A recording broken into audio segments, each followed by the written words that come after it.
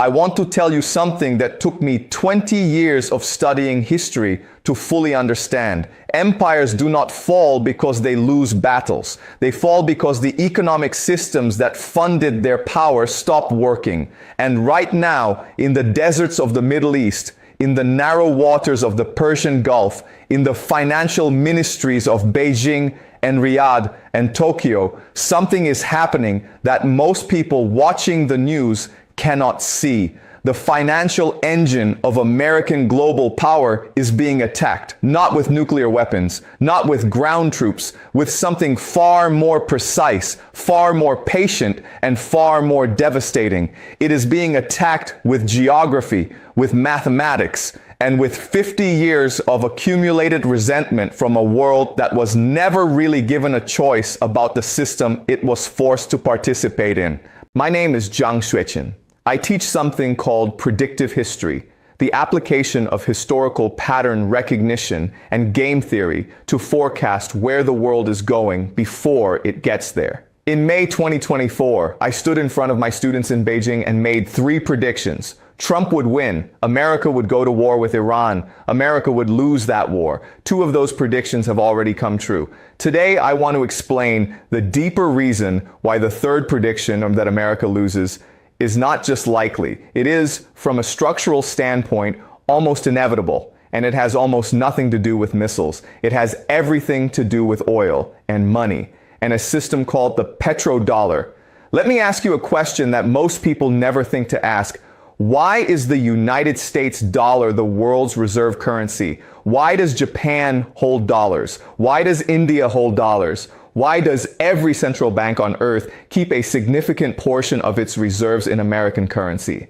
The standard answer you will hear is because America has the strongest economy, the most stable institutions, the deepest financial markets. And that is partially true, but it is incomplete because it leaves out the most important piece of the architecture, the piece that was not built by markets, but by a political deal made in the early 1970s that most people have never heard of. Here is what actually happened. After the collapse of the Bretton Woods system, when Nixon took the dollar off the gold standard in 1971, the United States faced a serious problem. The dollar had lost its anchor. There was no longer a fixed reason for the world to hold American currency.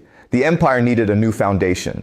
And so Washington made a deal with Saudi Arabia, a deal that would quietly restructure the entire global financial order. The terms were straightforward. Saudi Arabia, and through them, the broader Gulf, would agree to price and sell their oil exclusively in United States dollars. In return, America would provide military protection, bases, weapons, security guarantees, a shield over the entire Arabian Peninsula. The Gulf states got stability. America got something far more valuable. It got permanent, structural, inescapable global demand for its currency. Because here is what that deal meant in practice. Every country on earth that needed oil, which is every country on earth, now had to acquire dollars first. Japan cannot buy Saudi oil in yen. India cannot buy Gulf oil in rupees. China cannot buy it in yuan. They all have to buy dollars first. And that creates something that no military force, no matter how powerful, can manufacture on its own. It creates demand, constant, daily, self-renewing demand for the American dollar from every economy on the planet.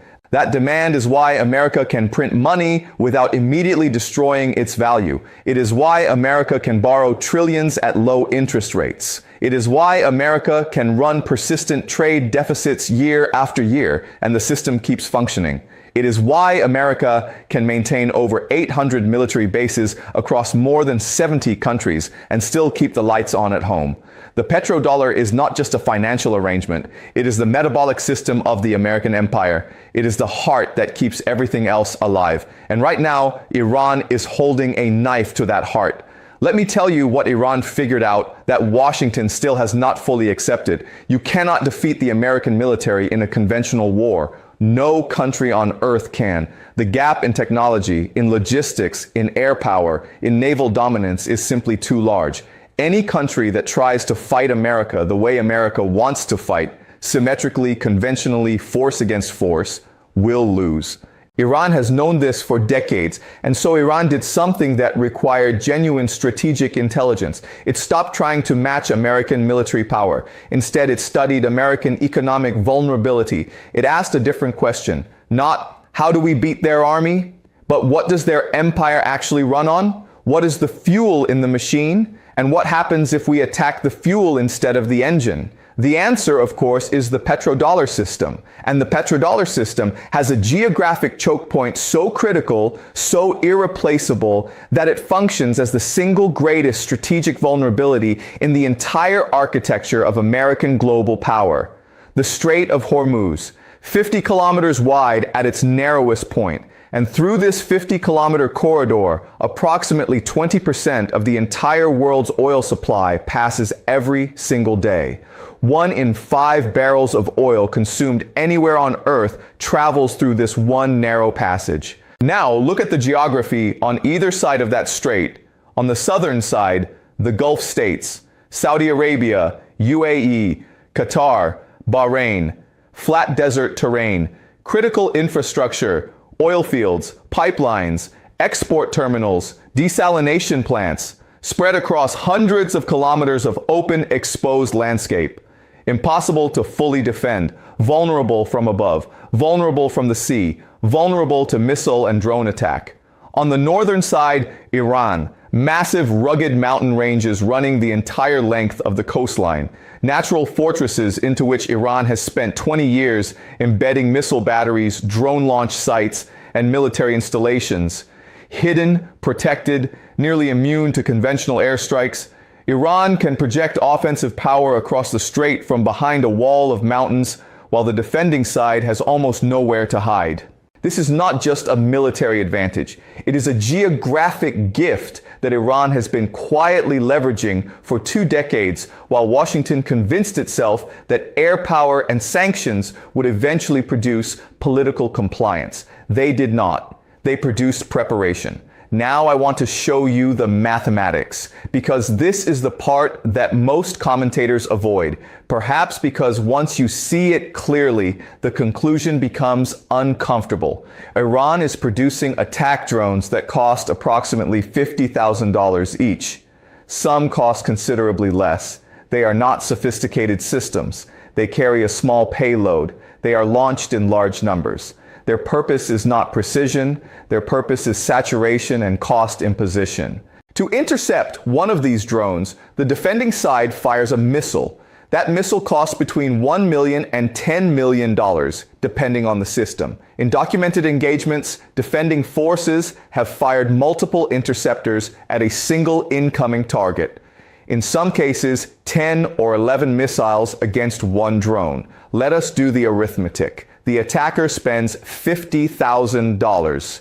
The defender spends, in some cases, over $100 million to neutralize it. The ratio is roughly 2,000 to 1 in favor of the attacker. Now scale that across hundreds of engagements, thousands, a prolonged conflict measured not in days, but in months or years. Interceptor stockpiles deplete. Defense industries built around producing small numbers of extremely expensive, highly sophisticated weapons cannot rapidly pivot to mass production of cheap countermeasures. Supply chains designed for a different era of warfare buckle under the arithmetic of asymmetric attrition. But the deeper damage is not to the weapons stockpiles. The deeper damage is to perception. For 70 years, the foundational assumption of the American-led global order has been that American military power is unchallengeable. That assumption was not merely a point of pride. It was a strategic asset, perhaps the most valuable one America possessed. Countries aligned with America partly because they believed the shield was impenetrable. Investors poured capital into American protected regions because they trusted that protection. The petrodollar system itself rests on that perception. The Gulf states sell their oil in dollars because they trust that American military power guarantees their security. What happens to that trust when a $50,000 drone punches through a multi-billion-dollar air defense system on live television? The perception cracks. And in systems built on confidence, perception is reality. I want to talk about something that almost no geopolitical commentary addresses directly, and that is the fundamental physical vulnerability of the Gulf states themselves. When people think about Saudi Arabia, the UAE, Qatar, they think about wealth. Towers of glass and steel rising from the desert. Luxury, abundance, some of the highest per capita incomes on earth. But I want you to think about something more basic than wealth. I want you to think about water. These countries sit in one of the driest environments on earth. There are no major rivers. There are no substantial freshwater lakes. Natural precipitation is negligible. The desert does not forgive. The cities of the Gulf exist because of desalination plants, massive industrial facilities that extract fresh water from the sea. In several Gulf countries, these plants supply more than 60% of all drinking water. In some, the figure is higher. Without them, these cities, with their millions of residents, their expatriate populations, their financial centers, do not struggle. They collapse within days. A desalination plant is a fixed target. It sits on the coastline. It cannot be moved. It cannot be concealed. It requires enormous amounts of energy to operate. It is, from a targeting perspective, almost ideal. A single successful strike on a major desalination facility does not just damage infrastructure. It creates a humanitarian crisis with immediate political consequences. It signals to every investor, every business, every expatriate family in the Gulf that the stability they assumed was permanent is, in fact, conditional. And this brings me to Iran's actual strategy. The strategy that Washington still does not want to publicly acknowledge. Iran is not trying to win a military victory. It is trying to make the Gulf unsafe for capital. It is targeting the perception of stability that the entire economic model of these states, and by extension, the petrodollar system, depends upon. You do not need to destroy the system. You only need to make people doubt it. And doubt, once it takes root in financial markets, is almost impossible to contain. In game theory, there is a model called the game of chicken. Two drivers racing toward each other at full speed. The one who swerves loses. If neither swerves, both are destroyed. The critical insight about this game is not about courage. It is about commitment. The driver who can most credibly demonstrate that they will not swerve, regardless of the consequences, wins. Because once the other driver believes their opponent is genuinely committed to the collision, swerving becomes the only rational choice. Iran has been playing this game for 20 years, and it has been playing it with a sophistication that Washington has consistently underestimated. Here is what Iran's commitment looks like in practice. In their religious and political framework, this conflict is not a policy dispute.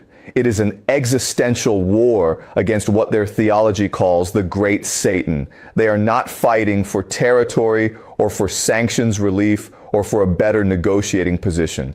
They are fighting for civilizational survival and spiritual identity. That is not rhetoric. That is a genuine belief held by the people making the decisions. A population that believes it is engaged in a sacred war of survival will absorb a level of punishment that no consumer society, no society organized primarily around material comfort and individual gratification, is willing to match.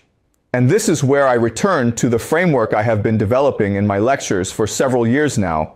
I make a distinction between what I call warrior cultures and consumer cultures. The distinction is not about military hardware. It is about what a population is genuinely willing to sacrifice. America is the paradigmatic consumer culture. Its political system is organized around the delivery of material prosperity. Its citizens evaluate their government based on economic conditions, on living standards, on the price of gasoline and groceries. When wars become expensive in money and in lives, American public opinion turns. This is not a weakness unique to America. It is a structural feature of all prosperous democracies. But it is a feature that Iran understands and is deliberately exploiting. By closing the Strait of Hormuz, even partially, even intermittently, Iran drives up global oil prices, Rising oil prices raise gasoline costs for American consumers. Rising gasoline costs raise the prices of everything transported by truck, which is nearly everything Americans buy. Political pressure on Washington builds. The Gulf allies, whose entire economic model is now visibly under threat, begin pressing for a negotiated end to the conflict. China, Japan, and South Korea, whose industrial economies depend on Gulf oil, apply their own pressure through trade and financial channels. Iran does not need to defeat the American military.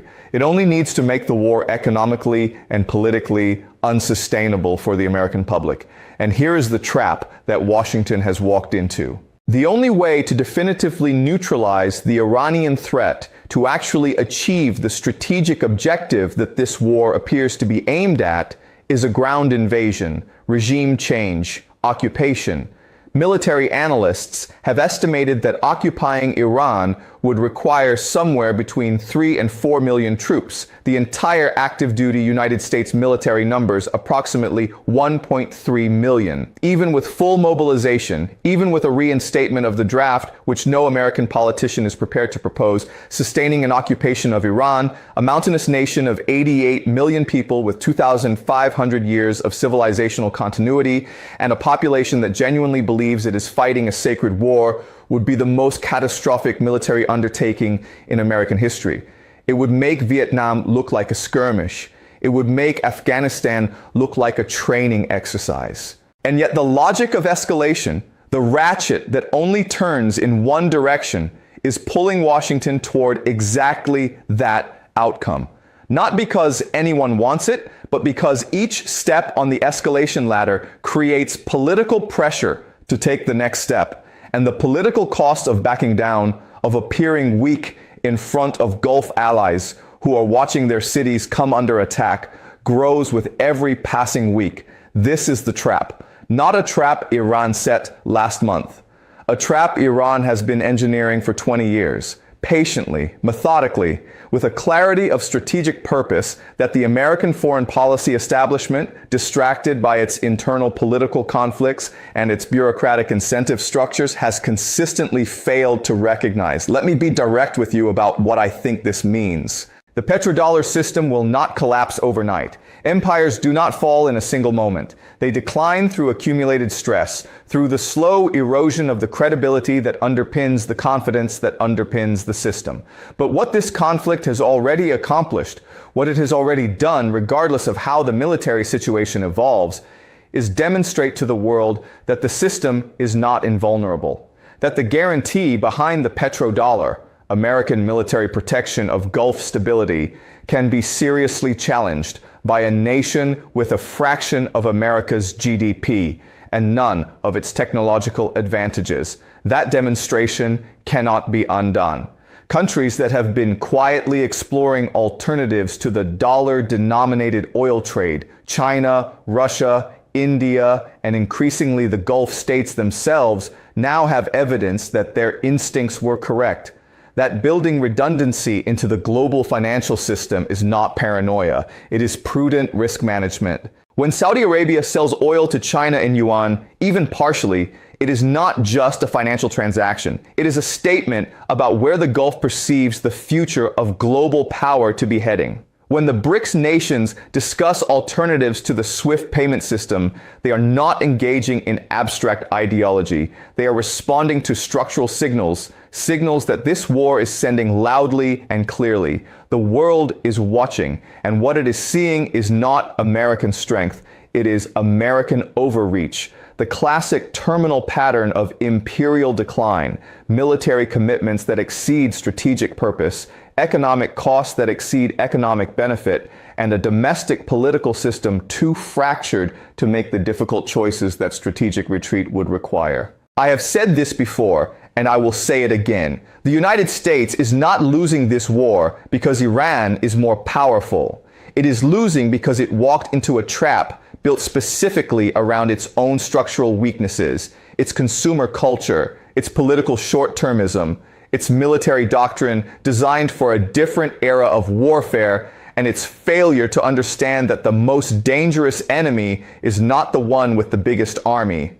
It is the one who has spent 20 years studying exactly how you think. I began today by telling you that empires do not fall because they lose battles. They fall because the economic systems that funded their power stop working. The petrodollar system is not dead, but it is wounded. And the wound was not caused by a missile. It was caused by something more fundamental, the exposure of a structural vulnerability that the system's architects never anticipated, or perhaps chose not to acknowledge. Whether America finds a way to adapt, to manage a strategic retreat from Middle Eastern overcommitment, to renegotiate the terms of its global role, to transition to a new basis for dollar hegemony, that remains to be seen.